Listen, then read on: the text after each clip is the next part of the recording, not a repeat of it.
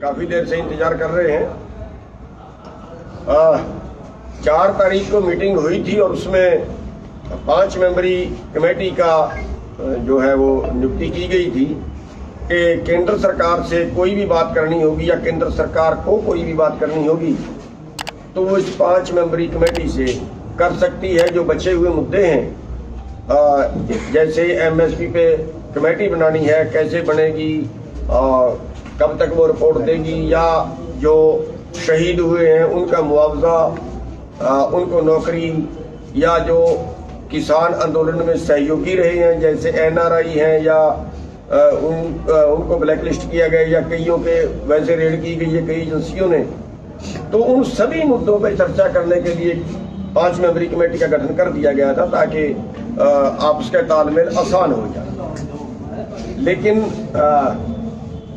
सरकार ने, केंद्र सरकार ने अभी तक और स्टेट सरकार ने भी किसी ने अभी तक इस कमेटी को नहीं बुलाया है और अभी तक कोई बात नहीं की है। और कल जो है वो हमारी संयुक्त मोर्चे की मीटिंग है, तो आज हमारी 5 मेंबरी कमेटी की मीटिंग भी थी। उसके बाद जो 9 मेंबरी कमेटी है उसको भी बुला लिया गया था ताकि एक पारदर्शी बात हो जाए। और उसमें कुल मिला के फैसला ये किया गया है कि हमारा जो आंदोलन है वो जैसे पहले था वो जारी है। और कल की मीटिंग में, जो कल की एसकेएम की मीटिंग है, उसमें अगले कार्यक्रम का हमारा निर्णय ले लिया जाएगा। आंदोलन को आगे बढ़ाने के लिए कल की मीटिंग में जो है वो फैसला सभी की सहमति से ले लिया जाएगा। जो अभी तक सरकार की तरफ से कोई मैसेज नहीं आया है, इसलिए हमें जो कल की मीटिंग है उसमें हम जो है वो अगला आंदोलन कैसे लड़ें, अगला हमारा कदम आंदोलन में क्या हो, इसका फैसला कल की मीटिंग में ले लिया जाएगा। जी सर, 2 सवाल है। एक बार सारे बोल लें। ये विषय तो आ गया है जो आना चाहिए था कि कमेटी, सरकार की इच्छा थी, मंशा थी कमेटी छोटी हो, उसका गठन कर दिया गया और अपेक्षा ये थी कि सरकार वार्ता के लिए बुलाएगी। तो अभी तक कोई संदेश आया नहीं है, तो बहुत ज्यादा कुछ विषय नहीं है।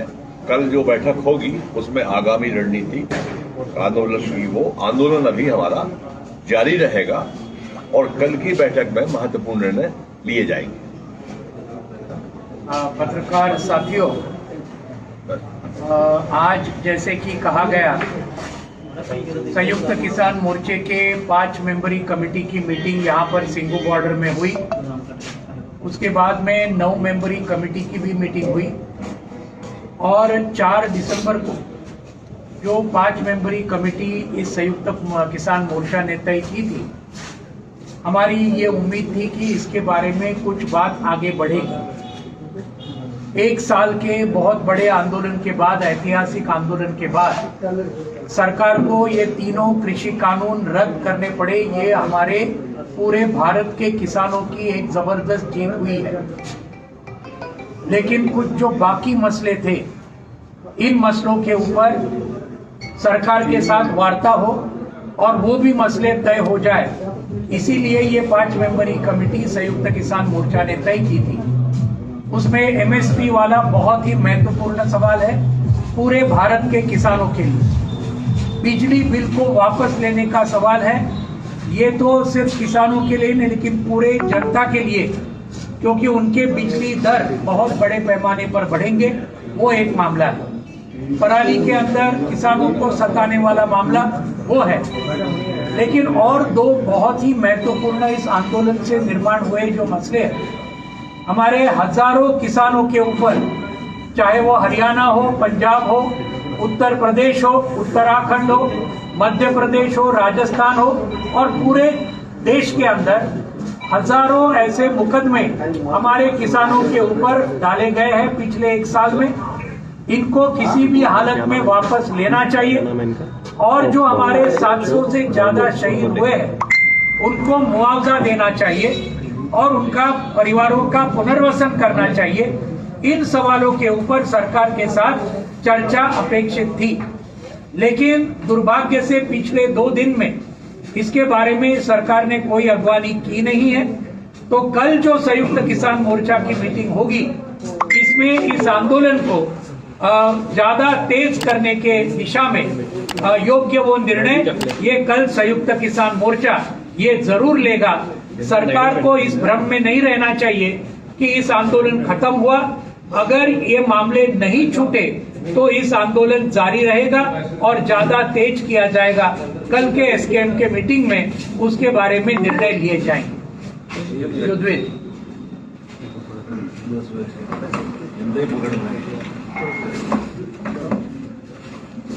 देखिए, मेरे साथियों ने बताया 19 तारीख को प्रधानमंत्री जी की घोषणा के बाद एक उम्मीद बंधी थी कि ये जो पिछले 1 वर्ष से आंदोलन चल रहा है इसका समापन नजदीक आ गया।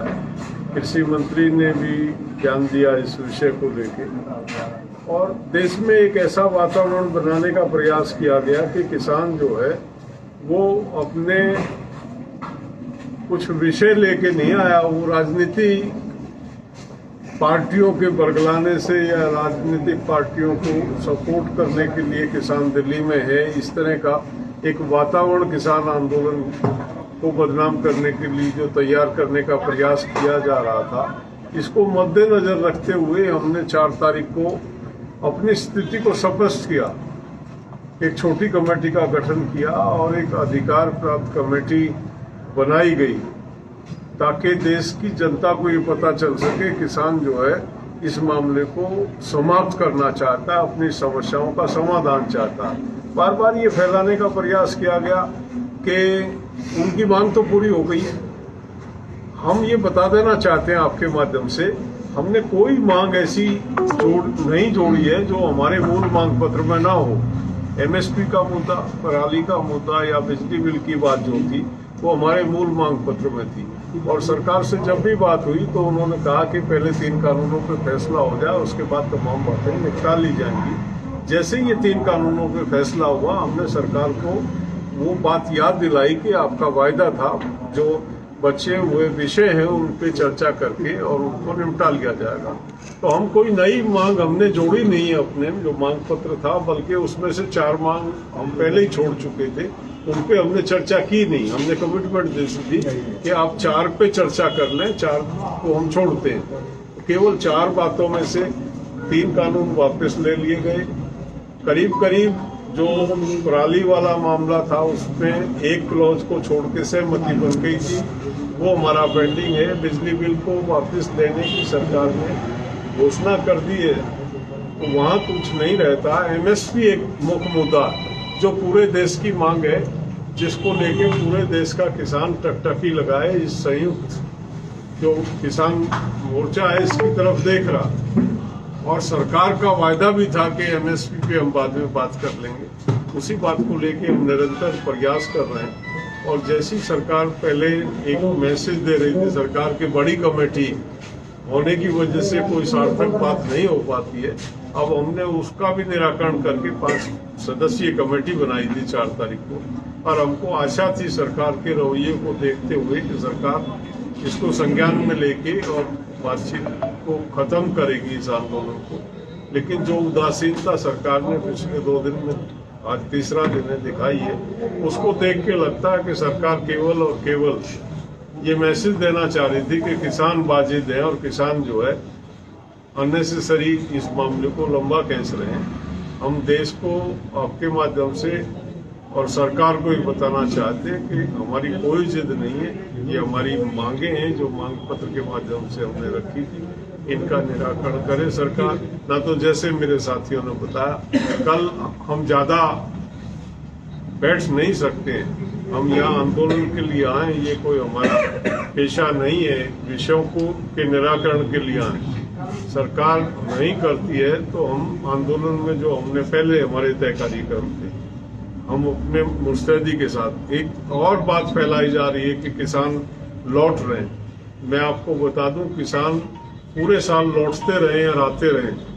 हमारे किसान मोर्चे में एक प्रक्रिया है, हमारे लोग खेती करते हैं तो 20 दिन के लिए, महीने के लिए, 15 दिन के लिए हर आदमी को बताया कि उसको मोर्चे पे कितने दिन लगे। ये आना जाना लगा रहता, उस प्रक्रिया में कोई जा रहा होगा, लेकिन ऐसा कुछ नहीं है कि आंदोलन खत्म करके किसान लौट रहे हैं। ये प्रक्रिया, बल्कि हम कल अपने मोर्चे में उस रणनीति को भी बनाएंगे कि किस तरह से इस मोर्चे को आगे बढ़ाना है, क्या अगला एक्शन होगा, वो कल हम यहाँ से घोषणा करेंगे। युद्धवीर जी, आपकी बात हुई होम मिनिस्टर से, आपके पास कॉल आता है उनका, उसके बाद भी प्रोग्रेस हुआ?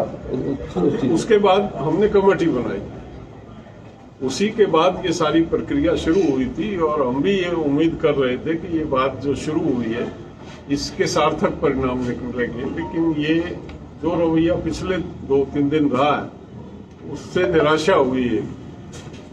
बात का माहौल बनाने का प्रयास किया हमने, बड़े खुले मन से आप लोगों के माध्यम से कम्युनिकेट किया कि किसान इस मामले को निपटाना चाहता, लेकिन निराशाजनक है सरकार का बातचीत के लिए कमेटी को ना बुलाना। ये दर्शाता है कि सरकार गंभीर नहीं है आंदोलन। युद्धवीर जी, आपने यूपी में केसेस को लेकर ही चर्चा की वापस वो यूपी के जो मसले थे वो हमने उस दिन भी घोषणा कर दी थी। उत्तर प्रदेश सरकार ने हमारे जो केसेस दर्ज हुए थे इस दौरान उनको वापस लेने के लिए उन्होंने सहमति जता दी।